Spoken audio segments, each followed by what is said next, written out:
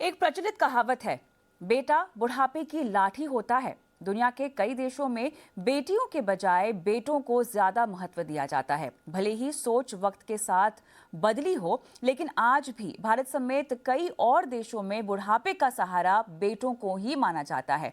हमारे यहाँ तो बेटियां पराया धन भी कही जाती हैं। जो शादी करे और परिवार बसाए, बाकी जिम्मेदारियों को संभालने के लिए बेटे को तरजीह दी जाती है। लेकिन एक ताज़ा रिसर्च के मुताबिक बेटियां बुढ़ापे की लाठी बनने में अव्वल हैं।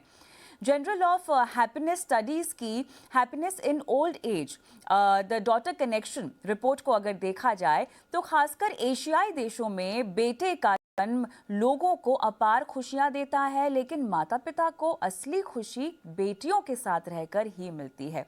बेटी के साथ माता पिता अच्छा महसूस करते हैं, अकेलेपन से दूर रहते हैं और आर्थिक स्थिति में भी सुधार होता है। रिसर्च के मुताबिक अलग अलग देशों की अगर बात की जाए तो भारत में 79% बुजुर्ग अपने बच्चों यानी बेटा बेटी के साथ रहते हैं। थाईलैंड में देखा जाए 32% लोग अपनी बेटियों के साथ रहते हैं और चीन में सबसे कम केवल 6.4% लोग अपनी बेटियों के साथ रहते हैं। आज हम इसी मुद्दे पर बात करते हैं। मैं हूं आपके साथ कविता थपलियाल और कंज्यूमर इज किंग के आज के एपिसोड में मेरे साथ खास मेहमान भी हैं। Kishore Navandar motivational speaker, Rita Kher consulting psychologist, doctor Anjali Chhabria psychiatrist and director Mind Temple Institute of Behaviour Sciences. आप सभी का स्वागत है हमारी इस बेहद खास पेशकश में। डॉक्टर अंजलि, आपके पास आऊँगी सबसे पहले। भारत में बेटियाँ पराया धन के तौर पर देखी जाती हैं, लेकिन देखिए ये रिसर्च जो रिपोर्ट आ रही है सामने, माता पिता का जो बुढ़ापा है वो सुखद बेटियों के साथ गुजरता हुआ दिखाई दे रहा है। कहीं ना कहीं बेटियों की अगर हम बात करें वो ज़्यादा इमोशनल होती हैं, वो ज़्यादा निजी होकर शायद माता पिता का ख्याल रखती हैं। लेकिन क्योंकि आप एक साइकियाट्रिस्ट भी हैं और काफ़ी समय से इस क्षेत्र में काफ़ी लोगों के साथ काम कर चुकी हैं, बताएं किस तरह का व्यवहारिक बदलाव या किस तरह के व्यवहार की हम बात कर रहे हैं कि माता पिता इस रिपोर्ट के मुताबिक बेटियों के साथ अपना बुढ़ापा स्पेंड करना, बिताना पसंद कर रहे हैं। देखिए क्या होता है कि जो बेटों से एक्सपेक्टेशन होती है, ओके, कि बेटा, एक एक्सपेक्टेशन होती है कि मेरा बेटा है तो इसीलिए मुझसे ये करना चाहिए। वो बेटियों की तरफ एक्सपेक्टेशन नहीं होती है। तो बेटियां जो भी करती हैं बिना एक्सपेक्टेशन के कर रही हैं। ऐसा नहीं है कि उनका बेटा नहीं कर रहा है, बट एक जो माँ बाप का एक तो रिश्ता बेटियों के साथ होता है, वो तो इमोशंस के ज़्यादा ही होता है। प्लस जब हम बेटियों को बड़ा करते हैं, बोल के कि बेटियाँ पराया धन है, हम भी उनमें ऐसे इमोशनली इन्वेस्ट करते हैं कि सोच के कि हमको इनसे लड़ना नहीं है क्योंकि ये तो चली जाएँगी। मगर बेटों के साथ एक जो माँ-बाप का हक होता है लड़ाई करना, उनसे एक्सपेक्ट करना। तो आई थिंक आज के ज़माने में जो हम देख रहे हैं एक्चुअली है एक जेंडर इक्वालिटी का ज़माना। कि पहले एक एक्सपेक्टेशन होती थी कि सिर्फ लड़के हमारे लिए करेंगे या बहू आके करेगी, और अभी एक्सपेक्टेशन है कि क्यों बेटा, क्यों नहीं बेटी। और इसीलिए, और क्योंकि हमें एक इमोशनल कनेक्ट है पेरेंट्स के साथ या बेटियों के साथ, ये एक फाइंडिंग आ रही है और बेटियां हिस्सा भी ले रही हैं माँ बाप के केयर में। माँ बाप भी खुशी खुशी उनके साथ बैठ रहे हैं, उनसे बातें कर रहे हैं। तो definitely this is just an initial finding. Hmm. चलिए, आप ही की बात को मैं आगे ले जाती हूँ और रीता जी, आप ही से मैं समझना चाहूँगी, क्योंकि जब भी एक्सपेक्टेशंस की बात आती है और जब भी घर की बागडोर कहिए या बुढ़ापे की लाठी के तौर पर देखें तो लड़कों को हमेशा से तरजीह दी जाती है हमारे देश में, और बेटियों को भले ही पराया धन माना जाता है, लेकिन कहीं ना कहीं उन पर जिम्मेदारियों और माता पिता के बुढ़ापे की जिम्मेदारी ना डाली जाए क्योंकि उन्हें शादी करके किसी और के घर जाना होता है। इस तरह की मानसिकता अभी भी काफ़ी जगह पर है। हालांकि हमने इस रिपोर्ट के जरिए अगर ऐसा सत्य भी है तो एक कदम आगे बढ़ते हुए हम दिखाई दे रहे हैं, लेकिन दिल्ली काफ़ी दूर है अभी उस मामले में भी। लेकिन मुझे ये एक्सपेक्टेशंस का जो खेल है ये बारीकी से समझना है आपसे रीता जी। अब देखिए, लड़कियां जो हैं पढ़ाई लिखाई कर रही हैं, कामकाज भी कर रही हैं, अपने फाइनेंसेस की बागडोर अपने हाथ में ले रही हैं, सशक्त हो रही हैं, एम्पावर हो रही हैं कहीं ना कहीं, तो वो भी, जैसे डॉक्टर अंजलि ने भी कहा कि वो भी पार्टिसिपेट कर रही हैं। लेकिन अगर पहले के मुकाबले इस माहौल में हम देखें तो बदलाव आने में और कितना समय लग सकता है? क्यों अभी भी जो लड़के होते हैं, जो बेटे होते हैं, उनको as a provider, as a caretaker इस तरह की अपब्रिंगिंग दी जाती है? कैसे इसमें बदलाव लाया जा सकता है? सबसे पहले बदलाव तो अपनी सोच में चाहिए। आई थिंक शुरू में कंडीशनिंग थी कि बेटियां बाहर जाएंगी, बेटियों पे बोझ नहीं डालना है, because they would be dependent on somebody else. क्योंकि बेटियां ज्यादा बाहर काम करने नहीं जाती थी, उनकी पढ़ाई भी इतनी नहीं थी। लेकिन आज टोटल सोशल स्ट्रक्चर बदल चुका है, जहां भी बेटियां, लड़की या लड़का, दोनों को एक जैसी एजुकेशन दी जाती है, दोनों काम करने जाते हैं, सब कुछ करते हैं। तो इसलिए जहां से शुरुआत होगी वो अपनी सोच से होगी, और सोच के बाद ही हम आगे जमाने तक वो बात लेके जा सकते हैं। आई थिंक अभी काफी कुछ बदल रहा है, और मैं ये नहीं कहना चाहूंगी कि माँ बाप खाली बेटी के साथ खुश रह सकते हैं या बेटे के साथ। मैंने ऐसे भी केसेस आए हैं मेरे पास जहां बेटी और माँ की बिल्कुल नहीं जमती थी। तो इट इज मोर इम्पोर्टेंट एक तरह का अपना रिलेशनशिप आया जाए, चाहे वो बेटी हो, चाहे वो बेटा हो, चाहे वो बहू हो। आजकल वो टाइम ऐसा नहीं रहा, जैसे कहते थे सास मतलब बुरी, बहू मतलब बुरी, ऐसा नहीं है। आई थिंक आजकल वो काफी फ्रेंडली तरीके से एक दूसरे के साथ बर्ताव करते हैं, रहने लगे हैं, they can connect with each other. और ये सब असर एजुकेशन का है, जहाँ पे सोच बदल रही है। तो अभी वो रूढ़िवादी टाइम का वो समय नहीं रहा है कि बेटियों से पास रहेंगे। तो आई स्टिल रिमेम्बर मेरी ग्रैंडमदर के पास जब मेरी माँ रहने जाती थी, अगर मेरी ग्रैंडमदर आई तो वो पानी पिया है उसके भी पैसे दे के जाएंगी। फिर वो एक अलग नजरिया था, आज टोटली बदल चुका है। आज वो काम नहीं चलता है, क्योंकि बेटियां भी कमा रही हैं। उस जमाने में बेटियां कमाती नहीं थी, she had to ask money from her husband अगर वो अपने पेरेंट्स को सपोर्ट करना चाहती है। लेकिन आज वो इंडिपेंडेंट है, वो कमा सकती है, she can take her decision. But I think most important है कि पेरेंट्स अपना रिलेशनशिप अपने बच्चों के साथ कैसा बनाते हैं।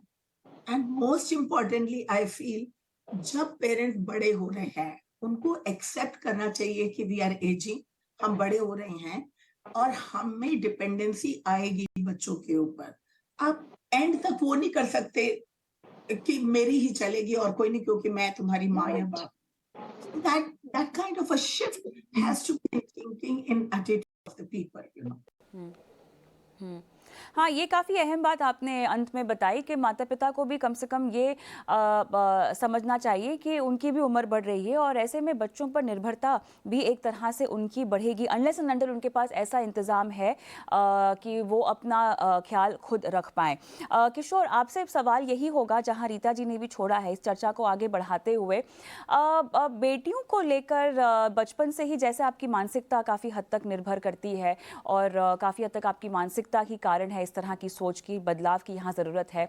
अब बेटियाँ सशक्त हो रही हैं, बेटियाँ बाहर पढ़ने जा रही हैं, बेटियाँ अपने तमाम तरह के फैसले खुद ले रही हैं, समाज बदल रहा है। सिर्फ अर्बन इंडिया की मैं बात नहीं कर रही हूँ, मैं छोटे मझोले शहरों की भी बात कर रही हूँ, जहाँ पर बेटियों को बढ़ चढ़कर पढ़ाया जा रहा है। कितना ज़रूरी है उन पर इस तरह की जिम्मेदारियाँ भी डालना? देखिए, घर में खाना बनाना, घर की साफ सफाई, ये सब चीज़ें तो हर कोई सिखाता है, ये तो माता पिता को लगता है कि उनका फ़र्ज़ ही है।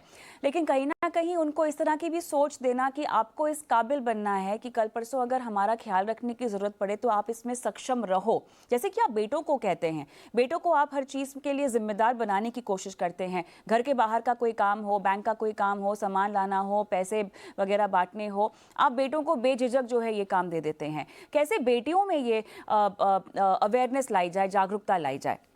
किशोर। मुझे ऐसे लगता है कि क्योंकि हम एक संस्कृति में पले बड़े हुए हैं, अनफॉर्चुनेटली वो पुरुष प्रधान संस्कृति थी, बट जैसे आपने अभी बताया काफी चीजें बदल रही है। अर्बन मेट्रो सिटीज की बात करें, टायर 1 टायर 2 सिटीज की बात करें, तो सब जगह बदलाव आ रहा है। एंड एक चीज बहुत पहले से मैं देखते आया हूँ कि बेटियों का इमोशनल कनेक्ट या emotional bonding and strengthening to their parents is higher than the male, यानी कि बेटों से ज्यादा उनका इमोशनल कोशेंट या इमोशनल स्ट्रेंथनिंग बॉन्डिंग अपने पेरेंट्स के साथ ज्यादा होता है। और आज की जिंदगी में मुझे नहीं लगता बेटी किसी भी चीज में कम है कंपेयर टू द बेटा। बिल्कुल। डॉक्टर अंजलि, हम ऐसे भी समाज में रहते हैं जहां पर एक बेटी होना लक्ष्मी का स्वरूप आपके घर में आना ऐसा माना जाता है। बेटी का कन्यादान सबसे बड़ा कन्यादान माना जाता है। कहते हैं कि बहुत ही सौभाग्यवान हो आप, सौभाग्यशाली हो अगर आपके घर में बेटी ने पैर रखे हैं। इस रिपोर्ट के मुताबिक कुछ बातें हाईलाइट की गई हैं जिसके तहत एक फ़र्क बताया गया है कि कैसे बेटियों के साथ माता पिता रहकर न सिर्फ इमोशनली अच्छा महसूस करते हैं, लेकिन अंजलि फाइनेंशियली भी वो काफ़ी बेहतर महसूस करते हैं और कहीं ना कहीं वो लंबा भी जी जाते हैं। ठीक है, तो ये बातें अगर मैं फ़र्क समझना चाहूँ तो एक बेटे के साथ या बेटे की बीवी उसके बच्चों के साथ रहने और एक बेटी और उसके परिवार के साथ रहने में क्या फ़र्क है? देखिए, जैसे हम सब डिस्कस कर रहे हैं, जो हमारा समाज रह चुका है, वो मेल डोमिनेटेड था पहले। ओके, अभी ये एक नया-नया बदलाव आया है। ओके, पहले तो पेरेंट्स बोलते थे, जैसे रीटा जी ने कहा, कि हम अपनी बेटी के घर का पानी भी नहीं पिएँगे। उसके बाद में एक्सेप्टेंस आया कि बेटियाँ आगे आ रही हैं और पेरेंट्स को थोड़ा-सा हेल्प कर रही हैं, फाइनेंशियली हेल्प कर रही हैं। और एक जो इमोशनल कनेक्ट या एक्सपेक्टेशंस, अगर बेटों से आपका एक्सपेक्टेशन है, तो अगर आपकी बहू आपको चाय नहीं देगी, वो आप अंडरलाइन करेंगे। मगर अगर आपकी बेटी या आपका दामाद आपको चाय बना के देगा, तो आप बोलेंगे, "अरे वाह! ये तो बहुत अच्छी है।" तो ये अगर हम एक्सपेक्टेशन अपने बच्चों के साथ एक इक्वालिटी करें कि हम अपने बेटों को भी उतना ही इमोशनल नॉलेज दें या इमोशनल कोशेंट दें या उनसे भी एक्सपेक्ट करें उतना ही और उनमें हम इतना इमोशनली इन्वेस्ट करें, तो डेफिनेटली एक इक्वालिटी और आएगी घर में। तो क्या होता है कि जब हम लड़कियों के घर में जाते हैं रहने को, तब हम सोचते हैं ये मेरी लड़की का घर है, मुझे इसके ऊपर बोझ नहीं बनना है, तो मैं इंडिपेंडेंट अपना सब कुछ काम करूँगा। अगर मैं बेटे के घर में रहती हूँ, तो मैं सोचती हूँ, अरे मैंने अपनी सास के लिए किया था, मेरी बहू को भी मेरे लिए करना चाहिए। तो ये हमारे सोच की वजह से एक हमारा जो एक्सपेक्टेशन है वो चेंज होता है और उस वजह से हम भी सोचते हैं कि यहाँ हमें अपने आप को खुश रहना है, हमें तो कुछ ना कुछ तो काम करना पड़ेगा यहाँ पे, क्योंकि हम उनके ऊपर बोझ कैसे बने। तो एक वो होता है। एक होता है कि जो आप दोगे वो आपको दोगुना मिलेगा। तो अगर आपने बेटी को ज़्यादा प्यार दिया है या ज़्यादा दुलार दिया है, बेटी भी वो करेगी, वो भी खुशी-खुशी करेगी क्योंकि वो आपके साथ रह नहीं रही है। जब लड़का अपने पेरेंट्स के साथ रहता है, तो वो सबका घर होता है, ओके? तो वो बेटा कोई फ़ॉर्मेलिटी नहीं करेगा, वो काम पे चला जाएगा, वो आपको बाय-बाय करके चला जाएगा। अगर हो सकता है जब आपके साथ बेटी बैठेगी, वो थोड़ा-सा आपका ख़्याल पूछेगी, बोलेगी आप सोए ठीक से कि नहीं सोए ठीक से, आपके इमोशंस के बारे में बात करेगी और जितना आप इमोशंस के बारे में बात करोगे, उतना डेफ़िनेटली आप इमोशनली हेल्दी होंगे क्योंकि आप अपने दुःख भी शेयर कर रहे हैं और सुख भी शेयर कर रहे हैं। तो आई थिंक वो क्वालिटी ऑफ कन्वर्सेशंस पे हमें ज़्यादा ध्यान देना है, जब से बच्चे छोटे हैं, नॉट कि हमें बच्चों को अलग शिक्षा देनी है और अगर हम वो करेंगे तो definitely our quality of relationships will improve, चाहे वो आपकी खुद की बेटी है या किसी और की बेटी है। बिल्कुल, बिल्कुल। तो इसमें एक और चीज़ रीता, जैसा कि हम सब जानते हैं, एक बार आप माता-पिता बन गए तो ये आपका ज़िंदगी भर का रोल है जो आपको निभाना है ना? कई बार हम लोगों को बोलता हुआ सुनते हैं कि अभी बच्चे छोटे थोड़े से बड़े हो जाएँगे तो हम थोड़ा फ्री हो जाएँगे हमारे लाइफ में, लेकिन वो फ्री होना ना कभी होता ही नहीं है। बच्चे उनको बड़ा करना, पढ़ाना, लिखाना, वो नौकरी करने जाएँ, वो शादी कर लें, उसके बाद भी माता-पिता को उनकी ही चिंता लगी रहती है और ख़ासतौर से अगर बेटी हो, कहीं और ब्याही है, तो उसकी चिंता और ज़्यादा होती है और ऐसे में बुढ़ापा भी अगर आपको उनके साथ गुजारना पड़ रहा है तो ये माता-पिता के लिए और भी एक चिंताजनक बात होती है। होती है, कंसर्निंग पॉइंट होता है। लेकिन अब जैसे कि हम डिस्कस कर ही रहे हैं कि इस सिचुएशन में बदलाव भी आ रहा है, इसको और बढ़ाने के लिए बेटियों को अपनी तरफ से और क्या क्या चीज़ें समझनी चाहिए। देखिए, कुछ परिवार तो ऐसे होते हैं जो बेटियों पर जिम्मेदारी डालना नहीं चाहते, और कुछ परिवार ऐसे होते हैं जो उनको सक्षम नहीं समझते हैं। जो सक्षम नहीं समझते हैं वो परिवार कैसे इस बात का संज्ञान ले और कैसे अपनी बेटियों को सक्षम बनाए? मूल रूप से तो अगेन एजुकेशन आती है कि जब वो छोटे हैं उन्हें एक लड़का हो या लड़की एक जैसी अपॉर्चुनिटी दी जाए, एक जैसी पढ़ाई करने दी जाए। ऐसे नहीं कि लड़का ही खाली इंजीनियरिंग या मेडिसिन कर सकता है, बेटी भी कर सकती है अगर उसका मन है तो अगर हम बचपन से ही बच्चों को ये बताएंगे कि इंस्टेड ऑफ सेइंग कि लड़का मेरे बुढ़ापे की लाठी है, तुम दोनों को मेरी हेल्प करनी होगी जब मैं बड़ी होंगी, तो कहीं पे दे आर मेंटली प्रिपेयर्ड कि हाँ, जो भी सक्षम है उस टाइम, जो भी अवेलेबल है उसको देखभाल करनी होगी। और लड़की को बचपन से वो हीन भावना नहीं देनी है कि अरे तुम तो लड़की हो, तुमको पराए घर जाना है। नहीं, अगर तुम पराए घर जाओगी तो भी ये घर तुम्हारा है। ऐसा नहीं है कि एक डोर है वो काट दी जा रही है कि अब तुम्हारा माँ बाप से लेना देना नहीं है। वहां पे दैट इज वाई लड़की को लगता है अब मेरा मायका छूट, जबकि मायका छूटता नहीं है। रादर वी टॉक अबाउट तुम्हारी एक और एक्सटेंडेड फैमिली है, और बहू के लिए कि हम भी तुम्हारा परिवार हैं, ये नहीं कि खाली मायका तुम्हारा परिवार था। आई थिंक कहीं पे बहुत जरूरी है कि हम जो अपना इंटरेक्शन है, जो अपना व्यवहार है, वो लड़की से बहू से अच्छी तरह बना के रखें, उसमें थोड़ी बॉन्डिंग क्रिएट करें। हाँ, जैसा कि आपने बताया रिसर्च में कि लड़कियों के साथ बॉन्डिंग ज्यादा होती है, पार्टली इट इज बिकॉज बेटी आपके घर में बचपन से पैदा हुई है, तो आपको उसका स्वभाव, उसका हर चीज से आप वाकिफ हैं, तो वहां पे वो काम करते हैं। लेकिन हमको चाहिए कि हम जो बहू आती है उसको भी टाइम दें, उसको टाइम लगेगा हमें समझने में और हमें भी टाइम लगेगा उसे समझने में। तो वहां पे ये जरूरी हो जाता है कि एक दूसरे को समझें, नहीं तो आज लड़कियां किसी भी काम में कम नहीं है। कई बार लड़कियां ज्यादा कमा रही हैं लड़कों से और कहीं पे लड़के ज्यादा कमा रहे हैं लड़कियों से। तो आई थिंक पेरेंट्स को पहले तो खुद को अपने को ऊपर उठाना होगा कि ये भेदभाव नहीं करना है हमें। ये बेटी है या बेटा है, दोनों बच्चे हैं हमारे, that is what is more important. और बहू है तो वो बाहर की नहीं आई है, वो मेरे घर का हिस्सा बनने आई है, और बेटी मेरे घर का हिस्सा रहेगी चाहे वो ससुराल में चली गई। I think that kind it basically again parents को अपना एटीट्यूड चेंज करना है, कहीं पे वो एक नई सोच अपने अंदर लानी है कि पहले बेटी जाती थी पूरी अपने हस्बैंड अपने ससुराल के ऊपर डिपेंडेंट थी। आज की तारीख में ऐसा नहीं है, वो खुद काम करती है, अपने डिसीजन लेती है, and she can do whatever she wants to do.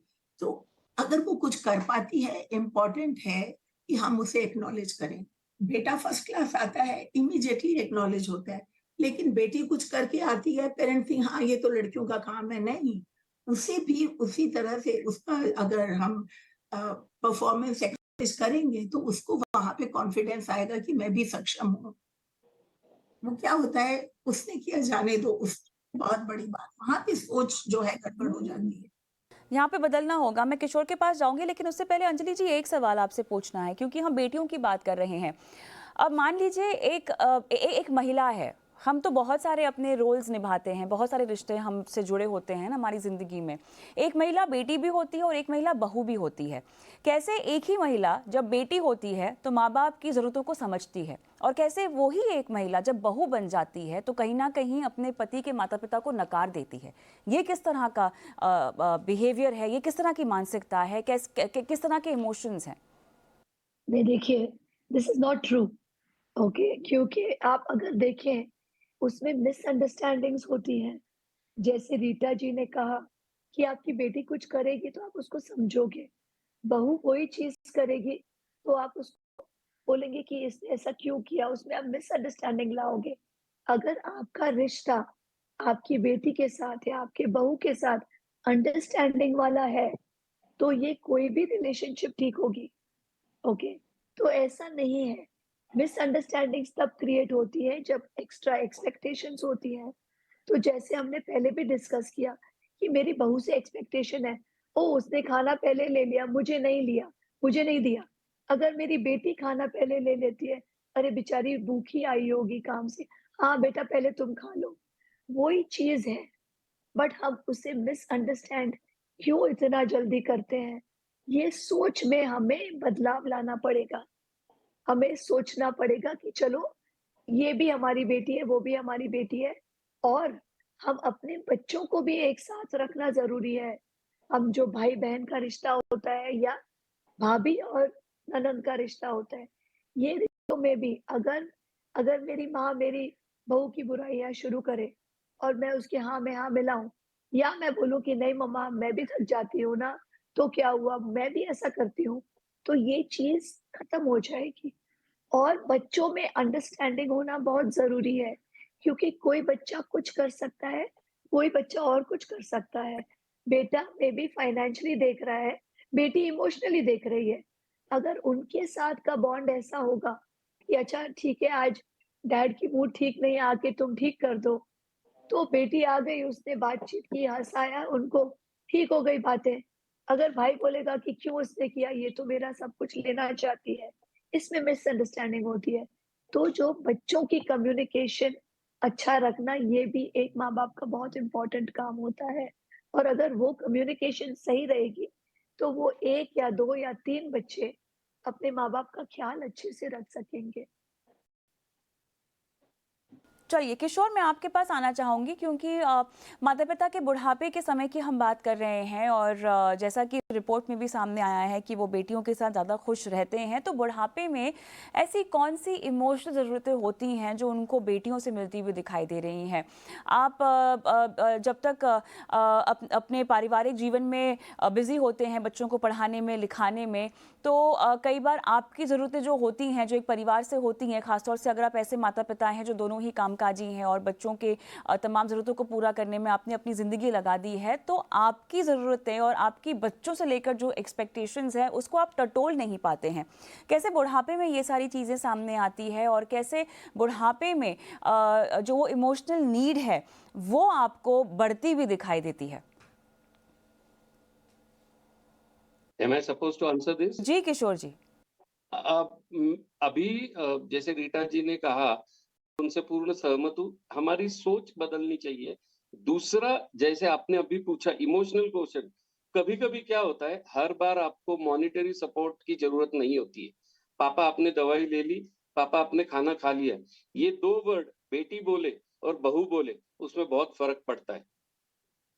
कभी-कभी हमें इमोशनल सपोर्ट की जो ज़रूरत होती है, वो बेटी से इसलिए ज़्यादा हो सकती है because she belongs to your blood. वो आपका खून है। मैं ऐसे नहीं कहूँगा कि जो हम आज भी बोलते हैं, मेरी बहू तो मेरे बेटे जैसी है, मेरी बेटी जैसी है, वो बेटी क्यों नहीं है? अगर जिस दिन आप बेटी मानना शुरू करोगी तो शायद वो भी वही फर्ज करेगी, लेकिन उसी समय बेटी इसलिए ज़्यादा कनेक्ट रहती है क्योंकि वो आपके साथ पली-बड़ी है। हम हमारे हिंदू संस्कृति में हम बोलते हैं कि ये हमारे आंगन की कली दूसरे के घर जाके उनका वंश बढ़ा रही है। तो जब वो इतना बड़ा काम कर सकती है, तो वो अपने माँ-बाप का ख्याल रखने में और उनको इमोशनल स्ट्रेंथनिंग देने के लिए सक्षम है। हमारी सोच हमें उनसे दूर करने चाहती है कि नहीं बेटी तो पराया धन है, शादी करके चली जाएगी। हमें वो मानसिकता बदलनी होगी और हमें जितना उनको स्ट्रेंथनिंग देनी है, उनकी पढ़ाई, अच्छा माहौल और घर में आई हुई बहू और बेटी का रिलेशन जितना स्ट्रॉन्ग रखेंगे हम, एक तराजू में तोलेंगे, उतना ज़्यादा वो होगा क्योंकि जो बहू आई है, वो भी किसी की बेटी है और जो बेटी है, वो भी किसी की बहू है। तो मुझे लगता है कि इसमें जो बड़ों का घर वाले जो माँ-बाप होते हैं, उनका रोल बहुत ज़्यादा होता है।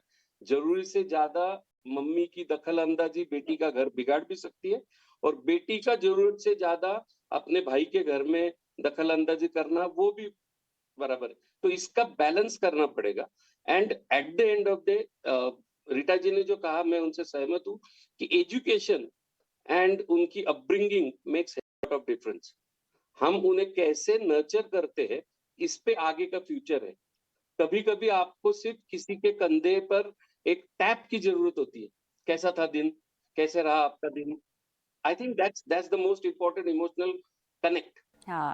हाँ, बिल्कुल। नहीं, आप सही कह रहे हैं। इनफैक्ट आप तीनों ने काफ़ी विस्तार से इस पूरे मुद्दे पर अपनी-अपनी राय रखी है और कुल मिलाकर मानसिकता बदलने की ज़रूरत है और कहीं न कहीं परवरिश में इस तरह की बातें शामिल करने की ज़रूरत है, जहाँ पर हम भले ही बड़े-बड़े स्लोगन्स बोलते हैं कि बेटियाँ बेटों से कम नहीं हैं, लेकिन वक्त आ गया है, जैसा कि रिपोर्ट भी हम देख रहे हैं, अब इस सोच को अमल में लाएं और बेटियों के साथ फिलहाल हम कह रहे हैं कि बुढ़ापे की लाठी है माता-पिता की, लेकिन आने वाले वक्त में उम्मीद करते हैं कि इस स्थिति में और भी बेहतरी हो। बहुत-बहुत धन्यवाद आप सभी का इस खास पेशकश में शामिल होने के लिए। मुझे भी इजाज़त दें। नमस्कार।